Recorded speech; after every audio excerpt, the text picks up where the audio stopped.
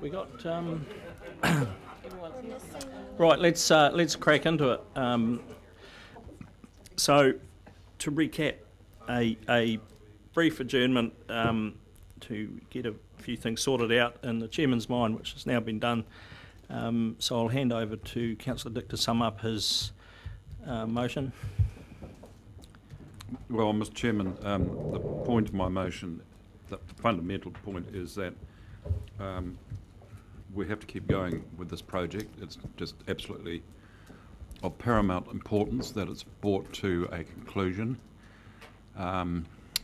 in hopefully a reasonable time frame and with a positive result, because there is so much at stake for this region with the implications of Plan Change 6 without the dam project are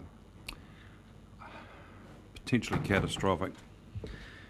So the particular intent of 3 was to ensure that that HBRIC was supported in the council taking responsibility alongside it, and therefore sharing the responsibility for what has to happen. And that the intention would be not to exercise it unreasonably. But however, having said all that, I believe that there may be an alternative motion to be proposed that would meet my fundamental concerns. So that's it for me. Well, I'll put the motion in. All those in favour, please say aye. Aye. And against? No. It's lost. So let's now, the person who hasn't spoken, Councillor Hewitt, have you got a recommendation that may get us there? After listening to everybody's concerns, I'd like to take everyone back to page 44 and put the recommendation being number 1 as it stands. If we amend number 2, that's written approves HBRIC Limited being able to borrow up to the lesser of 1% of the value of its balance sheet equity on 30th June 2015, or the sum of $2 million for ongoing operational expenses up to financial close, and then we continue with the words. Number 3 we leave as is, and I'd like to add a number 4. We note that if expenditure on geotechnical works prior to financial close is required, HBRIC Limited will bring a formal proposal to Council for approval of such expenditure.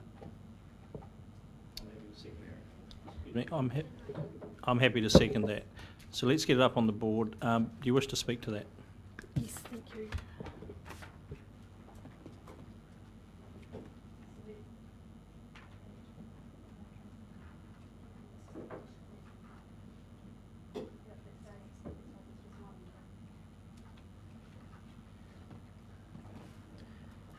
While that comes up, I'll double check when it's here, but I would like to, oh, now I've lost my notes. Go for it, mate. I'd like to, I had notes in my papers. I'd like to thank our HBRIC chairman and was she managing director, CEO, for their patience with us today. for their patience with us today, and I'm going to comment briefly on both of the papers. Nobody has taken the opportunity to do that earlier. So look, thank you. You've come to us with a liquidity problem, and it's not the intention of anybody around this table, I don't believe, to see our investment company in being put forward for tests along the lines of going concern. You've got a responsibility to meet your liabilities and operational expenses, and we're certainly here to support that. This whole project is increasingly frustrating to the community that I represent and a number of us here as well. We've got Plan Change 6 looming down the corridor, and the implications as such are putting severe financial constraints on within our economy. We also have, as you've alluded to today, full uptake looking to be established at an estimated 28,000 hectares, which is an absolutely transformational change for our community. So I commend you for that work work to date and that what you're indicating. I have some concerns along the lines of the, Andy, you call them submitters who were exercising their legal rights. Well, then you also referred to them as a number of other actors. So I'm going to refer to the submitters that have not supported the Board of Inquiry process as has been required by the Commissioners, namely Fish and Game and Forest and Bird. As it's time we started looking as a community at exactly what these people are doing. Fish and Game is sitting there, they're funded by legislation, and I don't believe they're consulting with the community. Just give you a bit of a head. You're straying from the resolution here, well, I'm actually, Councillor. To be consistent, so can I need to save it for my wrap ask you to temper that. All right. Well, all I'm going to suggest is that with duck shooting coming up, that the ratepayers strongly look at putting some liability or some responsibility of. No, I'm going to have to stop you there. Well, then, can I talk to you later, Simon? Yeah, exactly. There are a number of detractors in the community, and they're certainly being funded from within a number of supporters of the dam. So it's time that a number of supporters of the dam started questioning who they're financing. I can get your look. Order, everyone. Order. All right. So look, we've got a motion on the table. I think it has taken on board everybody's concerns around the table and respected them all, and I think it's important we go forward as a team. Thank you, Councillor Hewitt. Second, I'll take an opportunity to speak. Just in regard to minutes of the 28th of May last year, did a bit of homework, and just noting what was actually stated in those minutes. And the key point for me, and if it provides further assurance, hopefully it does, it notes that a further report will be required from Deloitte when the final RWSS business case, including the capital structure, has been finalised by HBRIC Limited. And that was done purely to give Council some confidence in any final presentation that we were given. So just wanted to remind people of that. I think throughout the course of the debate, the adjournment, everything else, the Chairman certainly learned a couple of things today, which is always helpful. But one is everyone brings a whole different set of views to the table, and the key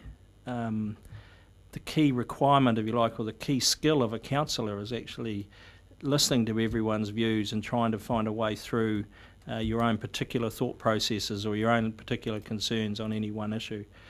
And I think today, even though we did have to have a break mid-flight, I think it's been a great demonstration of how you do have to listen and you do have to consider all the issues that are put up in regard to any one state or function of the council. So I think this is, while it may have taken a little longer than I anticipated, I'm happy to support this resolution. I think it does cover a lot of the points we did hear during the day.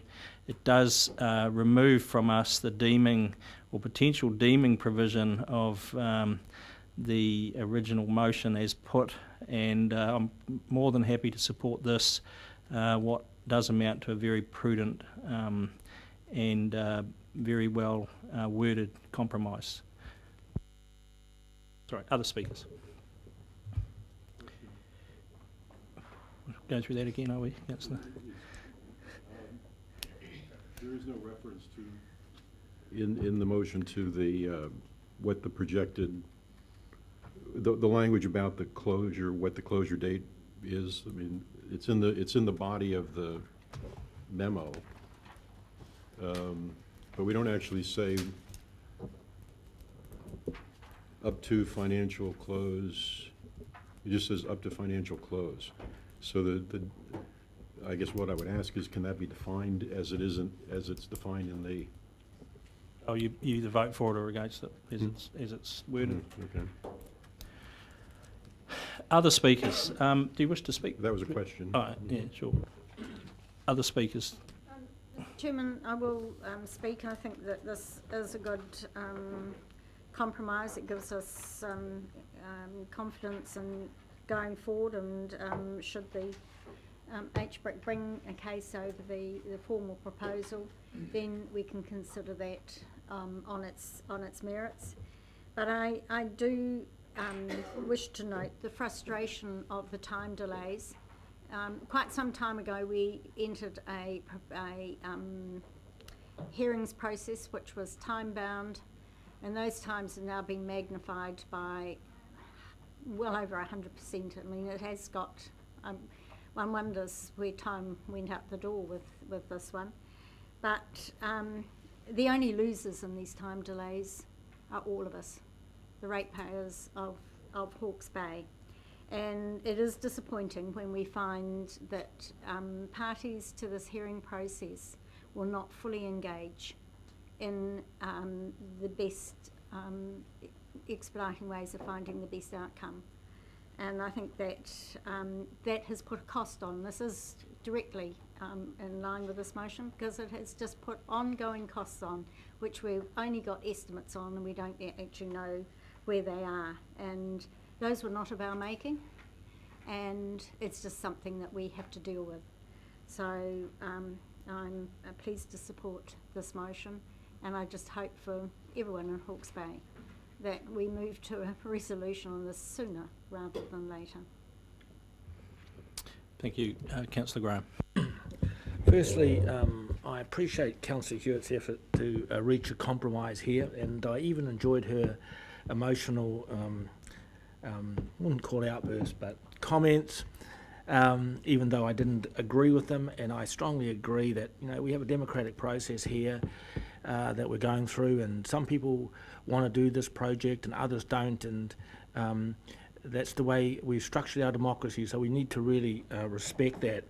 I can't support this because my substantive concern still is that we should be taking independent commercial and financial advice on the risks, and I don't think we've done that. I don't think the time was that 1 month. We could have easily done it in that 1 month, and I am actually concerned that we're just barging ahead without proper information. Thank you. Wish to sum up? Councillor Hewitt? Put the motion, then all those in favour please say aye. Contrary, no. Division, you call for division. Councillor Dick, call for division. All those in favour? And against? Motion is carried. Thank you. As per our previous discussion, Dr. Pearce, I bid you farewell. We will work through the next item, which is, well, actually, we could almost go back to the original order, or do you wish to deal with the HBRIC directors first? Deal with HBRIC, okay. Good idea. Page 41, item 16. I'll hand that over to the Chief Executive. Thank you, Mr. Chairman. Look, this paper, there's been a number of different scenarios, has certainly been traversed today and previously around board of directors, or the appointment of a permanent HBRIC board, and when that might occur. The council's last resolution was back in February that looked at a date of appointment of a permanent board being 1st of July of this year, if and only if financial close on the Ruataniwha water storage scheme was achieved by that date. Now, quite clearly, it's not going to be, and for a number of reasons that have already been covered. And so we need to make provision for the alternative state of play around the board of directors. So really what this paper just really outlines why there has been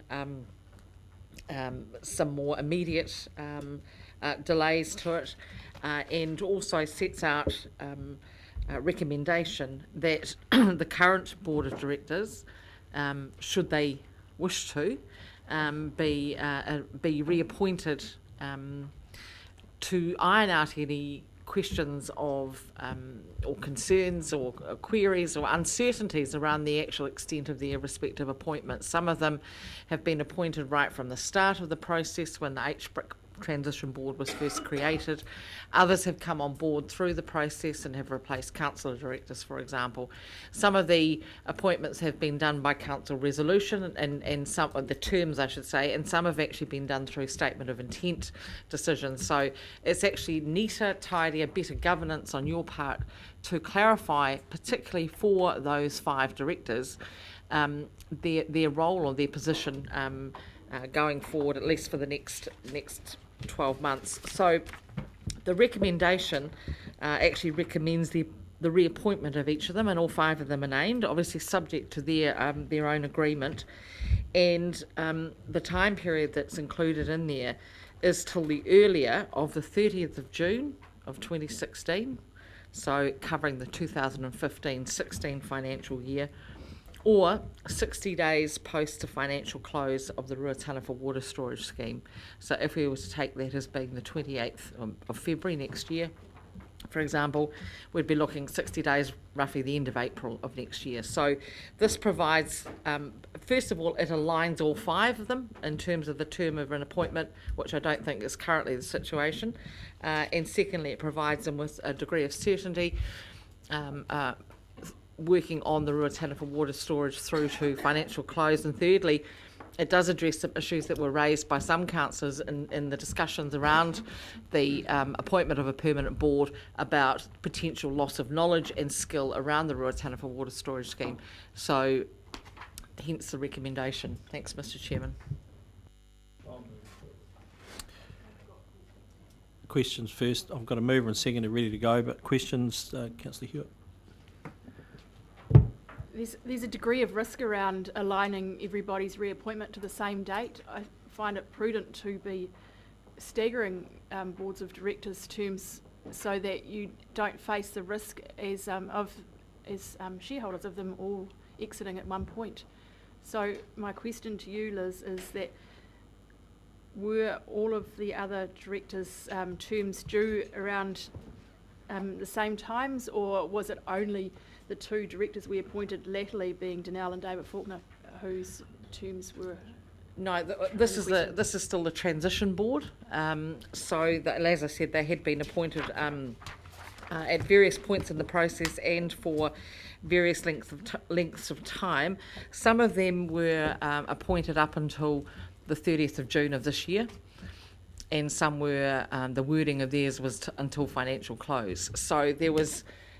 First of all, there was potentially going to be there's going to be the need for a reappointment or some other decision to be made for those that were impacted on the 30th of June. And secondly, because financial close is still still uncertain, or keeps moving, it was felt that it was more prudent for a transition board to have a set time when it comes to directorships per se. I mean, any or all of them may want to put their names forward for the permanent board, and then the terms may well, prudently I think, would be staggered.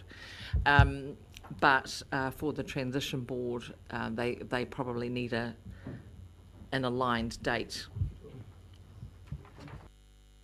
Councillor Scott.